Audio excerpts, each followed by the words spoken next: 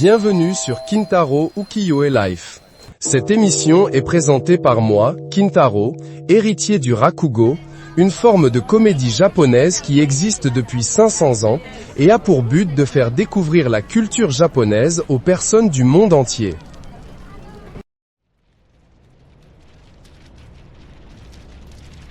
Aujourd'hui, nous vous présentons la deuxième partie de notre émission sur le Tanabata, une fête japonaise. À Tokyo, le Tanabata est célébré le 7 juillet, mais dans la région du Tohoku, il est parfois célébré après août. Les informations sur le Tanabata célébré après août sont disponibles dans la description. Ce festival de Tanabata existe au Japon depuis environ 1200 ans et en Chine depuis 2000 ans.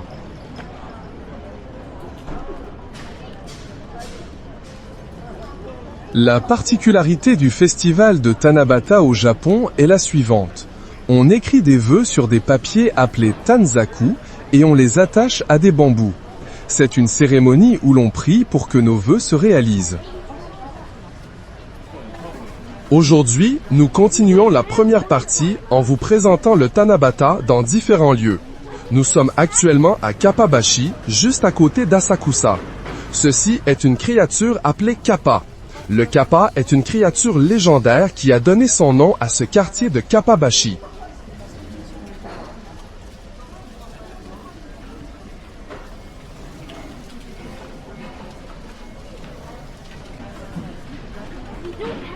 Ici, les décorations de Tanabata sont abîmées par la pluie. Le papier est ramolli. C'est parce qu'elles sont laissées dehors pendant cette saison très pluvieuse. Je trouve ça un peu dommage.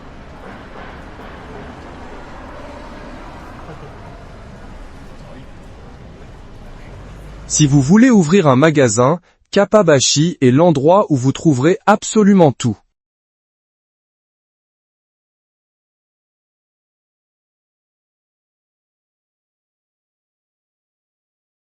Sur ce tanzaku,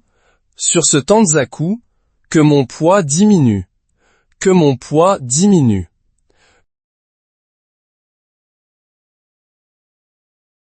Et sur celui-ci, que je puisse passer un bon moment. On écrit son vœu sur ce papier et on l'accroche où l'on veut sur le bambou. Pour les touristes, Kappabashi est un endroit où l'on peut acheter des souvenirs pratiques. Voici le Kappa, cette créature légendaire. Il y a 200 ans, à l'époque Edo, cette région était souvent inondée. Un marchand nommé Kappaya Kihachi a réussi à contrôler les eaux, et la légende dit que les Kappas sont venus l'aider à ce moment-là. C'est une histoire qui remonte à environ 200 ans. Regardez ce qui arrive. Des gens passent avec des plantes en pot. Nous sommes à Iriya, et aujourd'hui il y a un marché de plantes en pot.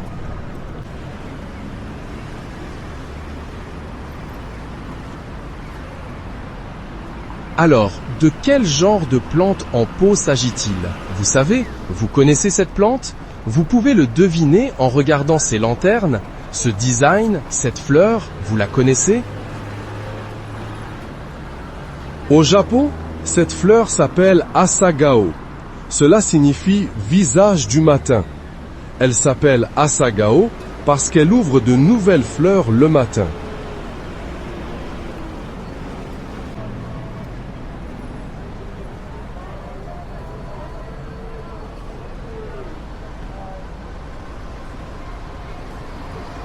Le côté droit de cette rue est le marché alimentaire. Il y a des stands de yakisoba, d'okonomiyaki et de nombreux autres types de plats alignés. Le côté gauche, sous les bâches bleues, ce sont les stands des vendeurs d'Asagao.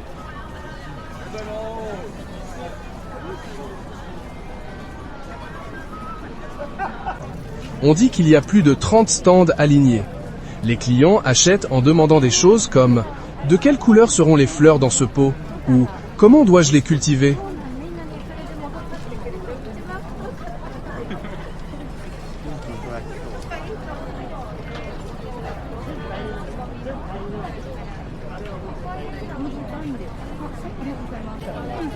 De belles fleurs sont en pleine floraison.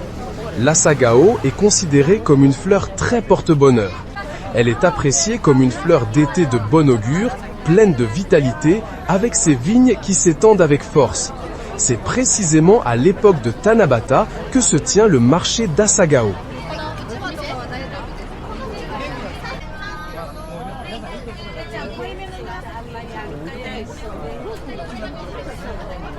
Les pots, dont les fleurs n'ont pas encore éclos, sont placés comme ça à l'arrière. Oh, je voudrais que vous regardiez la veste que porte ce monsieur. Vous voyez ces choses rondes? Vous savez ce que c'est? C'est un kuchofuku, et ces ronds sont des ventilateurs. Beaucoup de gens qui travaillent dehors en portent. Les tenues des vendeurs ont de jolis motifs d'Asagao. Ce marché est organisé autour de ce temple, appelé Kishimojin-sama. Après avoir prié ici, les gens achètent des asagao et rentrent chez eux. De nombreuses lanternes des entreprises qui ont coopéré à l'organisation du marché d'Asagao sont alignées.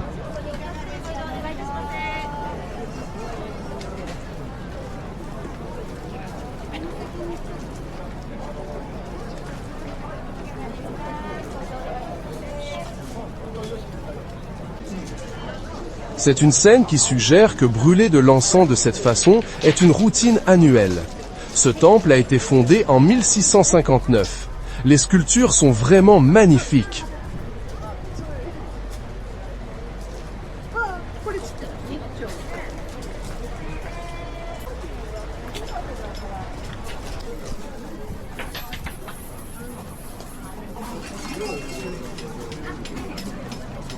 Ce tablier a un motif vraiment magnifique.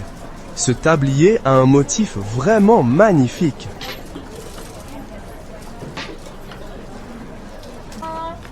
Ils font aussi des envois de pots. Où envoient-ils autant de gloire du matin? J'ai envoyé des gloires du matin à mon ancien professeur, qui vit sur une île isolée, et il les envoie avec ce genre d'étiquette. Là où je les ai envoyés, les gloires du matin de Tokyo fleuriront sûrement chaque année et se souviendront peut-être de moi. Des fans élus aussi, des envois des pots. Où envoie-t-il autant de gloires du matin? J'ai envoyé des gloires du matin à mon ancien professeur qui vit sur une île isolée, et il les envoie avec ce genre d'étiquette. Là où je les ai envoyés, les gloires du matin de Tokyo fleuriront sûrement chaque année et se souviendront peut-être de moi. Le dernier endroit où nous sommes venus est un temple appelé Zojoji. La tour de Tokyo est déjà visible juste derrière. La raison pour laquelle nous sommes venus aujourd'hui est, savez-vous ce que c'est? Ils disent qu'il y aura un éclairage spécial aujourd'hui. Alors j'ai pensé qu'il y aurait des LED à l'intérieur, mais ce n'est pas le cas. Ils disent qu'il y aura un éclairage spécial aujourd'hui. Alors j'ai pensé qu'il y aurait des LED à l'intérieur, mais ce n'est pas le cas. Ce sont des bougies. Cela signifie qu'au début de l'éclairage, il faut allumer les bougies. Allumer autant de bougies, puis les éteindre une fois terminées. C'est un travail énorme. Je me demande à quoi ressemblera cet éclairage. Les vœux de Tanabata sont également suspendus de cette manière. Ce sont des bougies. Cela signifie qu'au début de l'éclairage, il faut allumer les bougies. Allumer autant de bougies, puis les éteindre une fois terminées. C'est un travail énorme. Je me demande à quoi ressemblera cet éclairage. Les vœux de Tanabata sont également suspendus de cette manière. Comme on peut s'y attendre du Zojoji, les tanzaku, bandelettes de vœux, sont imperméables pour ne pas être abîmés par la pluie. Et ce qui m'a impressionné par leur attention, c'est que chaque tanzaku est grand. C'est parce qu'au Japon et en Chine, on utilise des kanji, donc les phrases sont relativement courtes. Mais ces dernières années, de nombreux touristes viennent. Les écritures phonétiques sont souvent plus longues que les kanji. C'est pourquoi les tanzaku sont grands. Je suppose que c'est une forme d'attention de leur part. Il y a des marches pour que même les enfants puissent les accrocher. N'est-ce pas une petite attention? Et regardez cet emblème. C'est un emblème très noble. C'est l'emblème de la famille du shogun de l'époque Edo. La raison pour laquelle ils peuvent arborer l'emblème de la famille du shogun est que les shoguns successifs ont été enterrés ici, au Zojoji. Chaque bandelette de vœux coûte 200 yens. Il pleut souvent à cette période, mais ils ont eu la gentillesse d'installer une tente pour qu'on puisse écrire même sous la pluie. C'est vraiment attentionné. Sur cette première bandelette de vœux, il est écrit « Que je puisse accomplir cela jusqu'au bout ». Est-ce un terme bouddhiste?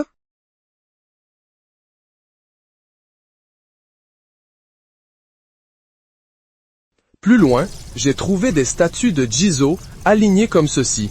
J'ai fait quelques recherches sur ces statues de Jizo. Il semble que lorsque des fidèles ont un enfant, ils achètent une de ces statues et la donnent ici, dans l'espoir que leur enfant grandisse en bonne santé et en toute sécurité.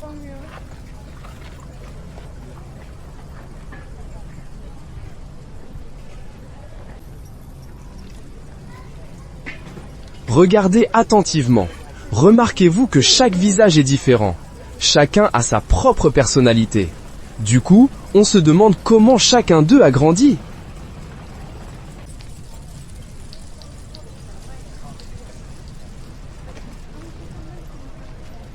La nuit est tombée, et la tour de Tokyo a été illuminée de cette manière. Qu'en est-il de l'illumination dont nous parlions plus tôt ?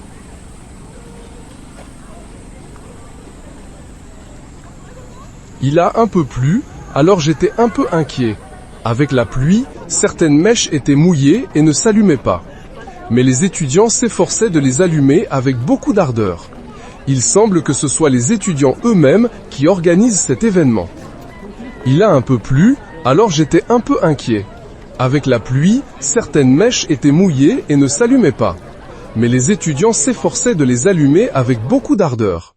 Il semble que ce soit les étudiants eux-mêmes qui organisent cet événement. Voilà, l'illumination est magnifique maintenant.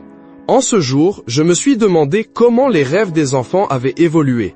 En 1989, les rêves des garçons étaient premier, joueur de baseball, deuxième, chercheur, troisième, joueur de football, quatrième, policier, cinquième, charpentier, artisan.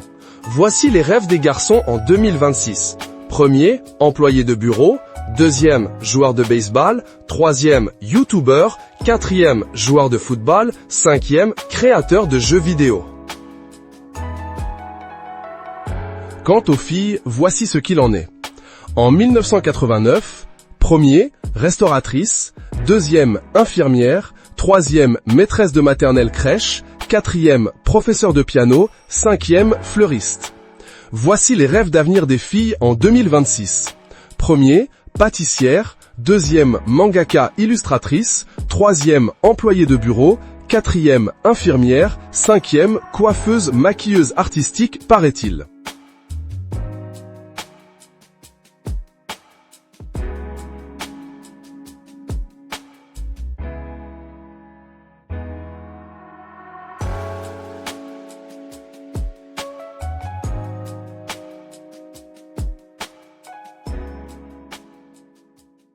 Les conditions sociales et les tendances de chaque époque se reflètent dans les rêves des enfants. On ressent bien l'esprit de chaque époque.